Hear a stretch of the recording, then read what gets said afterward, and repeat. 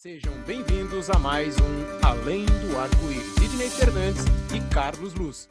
Olá, amigo, olá, amiga ouvinte. Aqui estamos para mais um programa Além do Arco-Íris, com reflexões em torno da doutrina espírita. Muito prazer, eu sou o Theo Oliveira e rogamos ao Senhor da Vida abençoe nossos propósitos de bem servir. Estaremos hoje apresentando mais um estudo de caso com base em um artigo de Sidney Fernandes. Falaremos hoje sobre o arrependimento e o perdão. Se você tem alguma sugestão para o nosso programa, escreva seu e-mail para carloseduluz@uol.com.br carloseduluz@uol.com.br. E mais uma vez, para o programa de hoje, felizes recebemos as presenças dos nossos amigos Carlos Luz e Sidney Fernandes. Sejam bem-vindos. Olá, amigos. Estamos de volta para mais um programa Além do Arco-Íris. A história de hoje envolve um trabalho realizado por irmão X e conta a história de Ildefonso, filho de Dona Malvina. Ele era inválido, preso ao leito. Parecia um cordeiro tão resignado.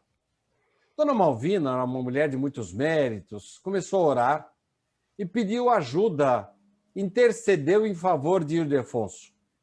Foi então que veio do alto uma ordem de reajuste físico do inválido. Infelizmente, após a cura, a mãe generosa começou a desiludir-se com o filho e ele caiu na gandaia. Certa noite, ao repudiar violentamente as repreensões maternas, Ildefonso agrediu a nobre genitora. Foi então que Dona Malvina voltou a orar. Senhor de infinita misericórdia e bondade, meu filho tornou-se um monstro. Modifica-lhe a rota desventurada. Faça-se a tua vontade, Senhor. Então veio uma nova luminosidade, em forma de bênção do alto. Para a surpresa de todos, no dia seguinte, Ildefonso voltou a ser paralítico. Então, nós vemos aí, caros ouvintes, que o filho de Dona Malvina ainda não estava preparado para a cura. Talvez se ela tivesse atentado para esta frase de Sócrates, filósofo grego, teria pensado melhor no assunto. Se alguém te procurar em busca de saúde, pergunta-lhe primeiro se está disposto a evitar as causas da doença. Em caso contrário, avisa-o das possíveis consequências e não pautar a vida no que nos ensina o Evangelho de Jesus. Então, nós vemos aí, caros amigos e irmãos, um motivo de arrependimento que nos faz lembrar uma outra situação narrada por Chico Xavier. Uma vez perguntaram para ele o que é bom para o arrependimento. Ele conta a história de um amigo viajante que havia brigado com a esposa e esteve lá no centro dele. E eis que recebeu o abraço do Chico, ouviu as lições da noite, e quando ele voltou para casa, a esposa estava encantada, porque o esposo havia feito as pazes com ele, estavam bem felizes. Ele atentou para o que estava no Evangelho, ganhou o remédio para o arrependimento, um roteiro novo para a vida do casal. Há uma frase que diz assim: jamais sofri mágoa que uma hora de leitura não tenha curado. Eu acho que isso aí é uma lição para nós, né? Pensarmos que, contando até 10, podemos mudar de opinião. Eu quero encerrar este texto com Emmanuel. O aluno que se afasta dos cansativos exercícios de aprendizagem do alfabeto nunca penetrará o luminoso domínio mental dos grandes mestres. Que dizer do operário que somente visitasse a porta de sua oficina, louvando-lhe a grandeza, sem, contudo, dedicar-se ao trabalho que ela reclama? Infelizmente, existem milhares de crentes que ficam nessa posição de estacionamento. Então, nós temos que evitar a posição do aluno que estuda, mas não aplica, jamais se harmoniza com a lição. Se o arrependimento é útil de quando em quando, por outro lado, o arrepender-se a toda hora pode ser sinal de teimosia e viciação. Carlos Eduardo Luz. Arrepender-se de um erro é condição única para quem errou de alguma forma ter este referido erro ser perdoado, Carlos? Basta a gente arrepender-se? Sidney. Arrepender-se é condição necessária, mas não suficiente quando agimos contra a lei de amor ensinada no Evangelho de Jesus. Devemos também nos empenhar em agir no bem, compensando o mal que perpetramos. Reparar com o bem a quem prejudicamos e, caso isso não possa ser feito, ajudar uma pessoa em situação semelhante. Então nós temos aqui, Sidney, a diferença na maneira que o Espiritismo enxerga o erro, né? A necessidade do reparo. Para muitos, a ideia de Jesus como o Cordeiro de Deus, aquele que veio tirar os pecados do mundo, quer dizer, o sacrifício de Jesus cobre os pecados, isso não é um entendimento que o Espiritismo tem. Jesus veio, sim, nos dar e nos ensinar o que devemos fazer para eliminarmos de nós o pecado, o erro, o engano, buscando a evolução, a perfeição. Então, a condição de estarmos arrependidos é uma condição importante. A pessoa, arrependi, não devia ter feito isso. Mas, num segundo momento, é importante repararmos o erro. Buscarmos ajudar aquela pessoa que nós prejudicamos, né? Ou seja, se nós entornamos o leite, o que se espera é que a gente pegue um pano e limpe o leite derramado. Arrependi de ter derramado o leite, fazer essa sujeira e larga a sujeira lá para quem quiser vir limpar. Isso aí não está certo. Então, devemos sim buscarmos fazer o bem para a pessoa. Mas e se não der para fazer o bem para aquela pessoa que nós prejudicamos?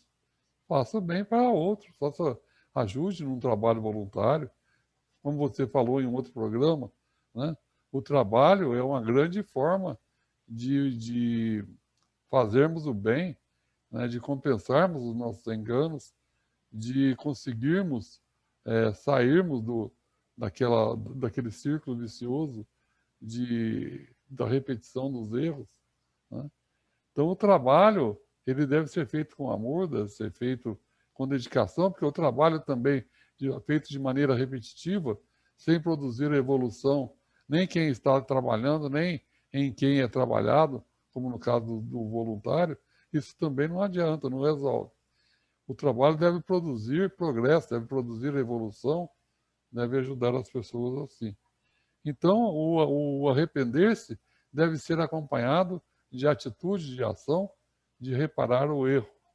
Essa é a grande diferença do Espiritismo, da visão espírita, sobre o erro, sobre o chamado pecado. Carlos, vamos ver se eu entendi, então. Diante de um erro, a primeira coisa é reconhecer que errou. A segunda coisa é arrepender-se. E a terceira coisa é tentar reparar com o bem aquilo que nós erramos. Consertar a besteira que fizemos. Ô Carlos, você falou aí que quando não é possível fazer a reparação literal, que nós devemos ajudar outras pessoas em situação semelhante. Você poderia dar um exemplo para nós, Carlos? Sim, Sidney. Quem, antes de conhecer o Espiritismo, por exemplo, ou por outro motivo, provocou um aborto, pode compensar este ato sendo voluntário em uma creche. Fala assim, eu fiz aborto e tal, mas não tem mais condições de engravidar, de ter mais filho, o que eu faço? Você trabalha numa creche, cuida de crianças, né? Faz esse bem, faça esse bem de maneira a compensar o mal que um dia foi feito. Então, essa é o exemplo que você pediu, que isso aqui está. Ô Carlos, eu tive notícias de que em encarnações anteriores eu prejudiquei muita gente. E agora que eu tomei consciência desse mal que eu provoquei, Carlos, o que eu tenho que fazer agora? Sim, a resposta seria praticar agora todo o bem, evitar todo o mal. Essa é a orientação, né?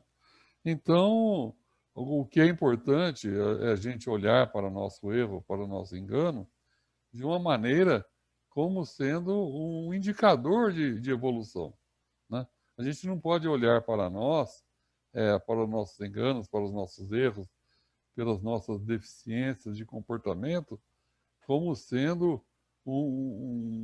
uma coisa muito triste, uma coisa que não tem jeito de mudar, como sendo um pensamento depressivo. Ah, eu fiz tudo errado. Aí é lamuriar, é lamentar, não é bem essa história. É aquela atitude do devedor, né? Devo se... devo, não nego, pago como puder. Eu acho que é uma visão prática, né? Eu acredito, você tem experiência, inclusive na sua vida de gerente, de banco, né? A pessoa que chega lá, ela fala, ó, eu não tenho condição de pagar. Eu vou organizar minha vida para ter coisa. Eu não quero dar prejuízo para ninguém. Mas agora, nesse exato momento, eu não tenho condição. Então eu pago quando puder, do jeito que eu puder. E aí faz um esquema, um planejamento de como ele pretende fazer esse trabalho, em que tempo, e o que ele vai fazer para... Então a nossa atitude perante o erro, perante o engano é essa. Ó, eu aprendi o Evangelho de Jesus. Eu aprendi que Deus é amor, Deus é bondade, e que eu devo praticar o bem, eu devo ajudar as pessoas. Agora, o que eu fiz de errado, eu fiz. Agora eu vou fazer o quê? Eu vou ajudar as pessoas que cruzarem o meu caminho. Todo mundo que cruzar o meu caminho, eu vou procurar ajudar. É isso que a gente pode fazer, dentro das nossas possibilidades, dentro do nosso esforço, do nosso empenho. E aí, quem nos garante isso? O próprio Jesus, né? Bem-aventurados os homens de boa vontade. O que é um homem de boa vontade? É aquele que se empenha com vontade boa, como diria o Simonetti, em fazer o bem e praticar o bem. Carlos, você falou uma certa hora aí, uma frase que eu gostei. Quando temos o leite derramado, não adianta chorar, o negócio é enxugar o leite que caiu no chão, né? Agora, me diga uma coisa. Quando o nosso problema aí é ter sofrido mágoa de alguém, e aí fica complicado a gente harmonizar-se com essa pessoa. E se ela não se arrepende, qual a atitude que eu devo adotar? Se ela não oferece condições de reconciliação. Aí vem uma frase que diz assim: jamais sofri mágoa que uma hora de leitura não tenha curado. Ô Carlos, isso é só teoria ou essa frase é verdadeira? É muito verdadeira, né, Sidney? E principalmente se essa leitura for do Evangelho de Jesus. A partir da hora que a gente faz a leitura do Evangelho, fazendo reflexões, a gente vai ver que a gente vai entrar no plano divino, a gente vai sair do plano material, do plano da terra e subir em nível de pensamento, em nível de alma, a níveis da espiritualidade.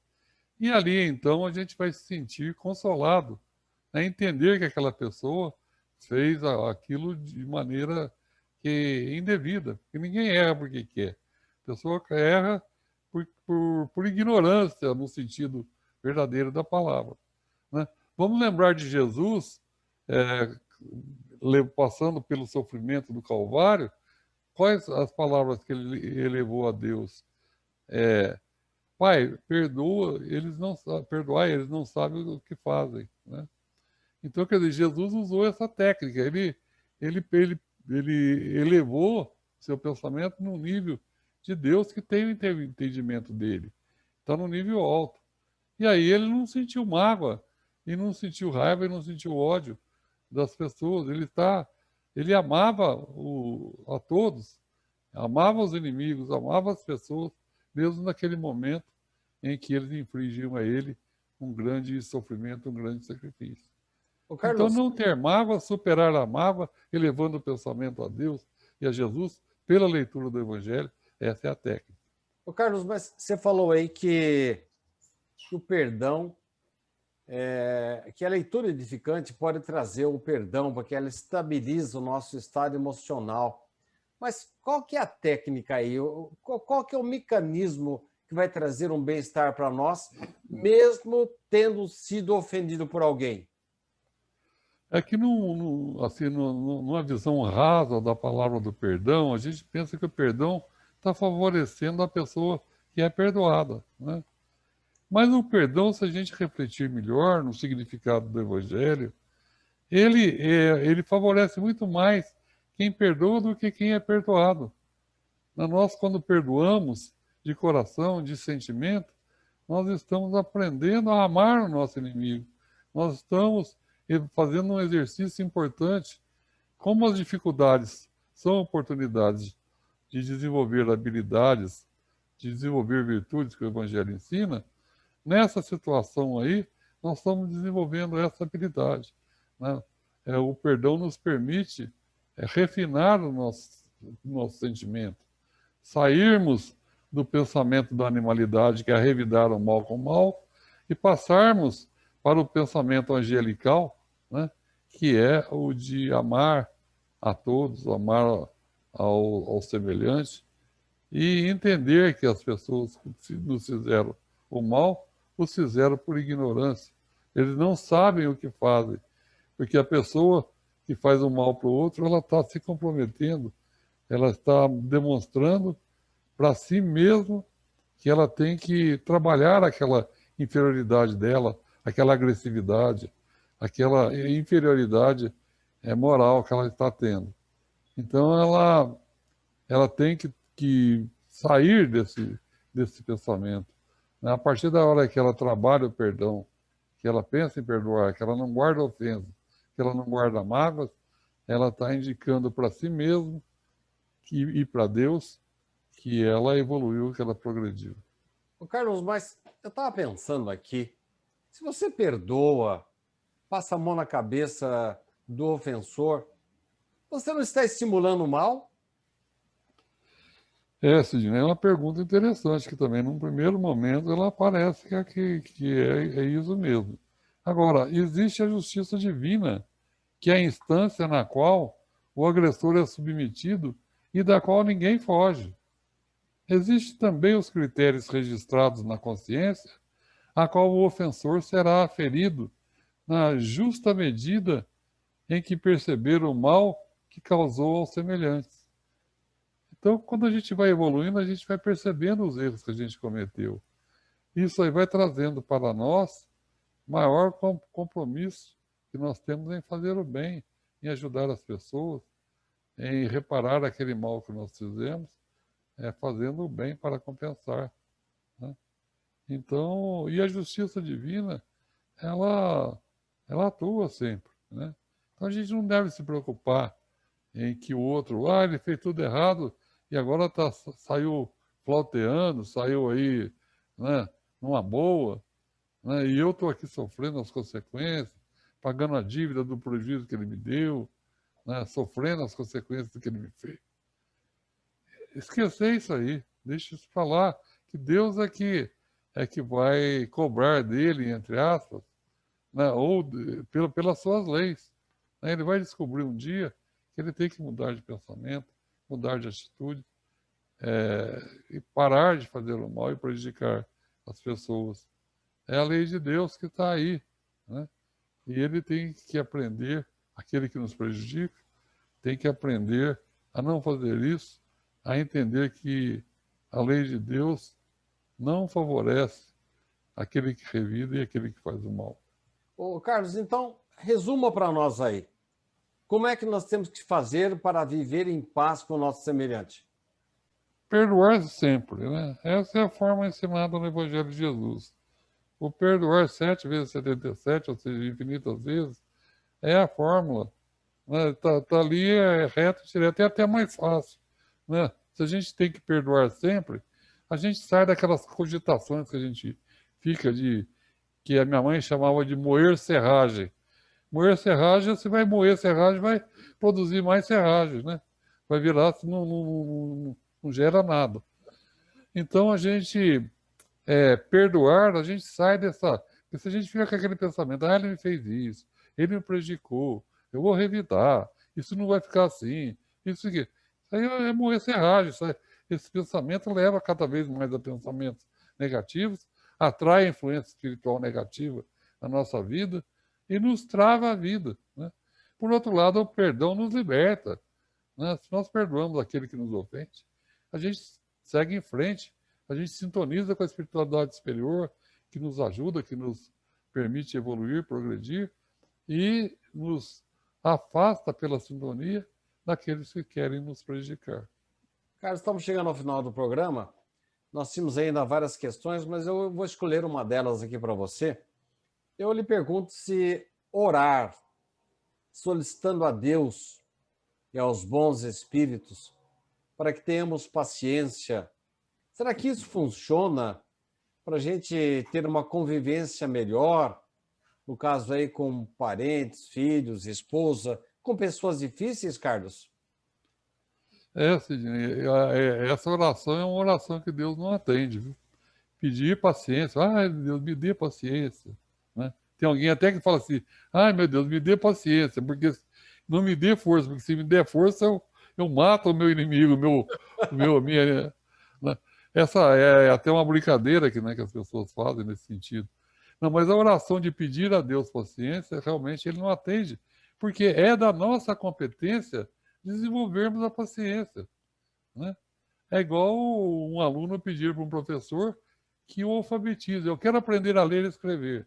Você vai aprender a ler e escrever fazendo exercício. Não, eu quero que você me ensine sem fazer exercício. Não, é da sua competência, da sua parte, fazer exercício de caligrafia, desenhar as letras certinho, dentro da linha. É você que tem que aprender a ler. O professor vai só dar as regras, explicar em linhas gerais o que você deve fazer. Mas quem tem que aprender a ler, quem tem que desenvolver é você. Então, quem tem que desenvolver a paciência somos nós. Né? E desenvolver a paciência é nós devemos ter, então, a disposição a perdoar sempre. Aí a gente vai exercitando a questão da paciência. Né? Então, termos paciência permanentemente, ela vem como consequência do perdoar sempre. Né? E então, uma habilidade desenvolvida por nós e não um pedido a ser feito a Deus. Na verdade, ninguém evolui no lugar de ninguém, né, Carlos? A lição tem que ser praticada por nós mesmos, né? Somos individualidades, né? Cada um constrói o seu próprio caminho, cada um constrói o seu próprio patrimônio moral e intelectual. Então, essa bagagem é a gente que agrega. Não, os professores, os mestres, os que nos ensinam, são facilitadores. Mas o protagonista do processo sempre somos nós. Isso aí é a lei de Deus, Deus nos fez assim, né? Nos permite progredir assim. Então, ninguém faz por nós o que é da nossa competência nós fazermos por nós mesmos. Muito bem, Carlos. Obrigado pela sua companhia, pela sua presença, por suas respostas sempre claras. Retorno para nosso Theo Oliveira para o encerramento do nosso programa de hoje. Obrigado, Sidney, obrigado, Carlos, pela companhia e pelas excelentes explanações aqui sobre os assuntos tratados da espiritualidade em nosso programa. Agradecemos você que nos acompanhou e esperamos estar de volta junto com vocês na próxima semana para mais um programa Além do Arco-Íris. Sejam bem-vindos a mais um Além do Arco-Íris. Sidney Fernandes e Carlos Luz.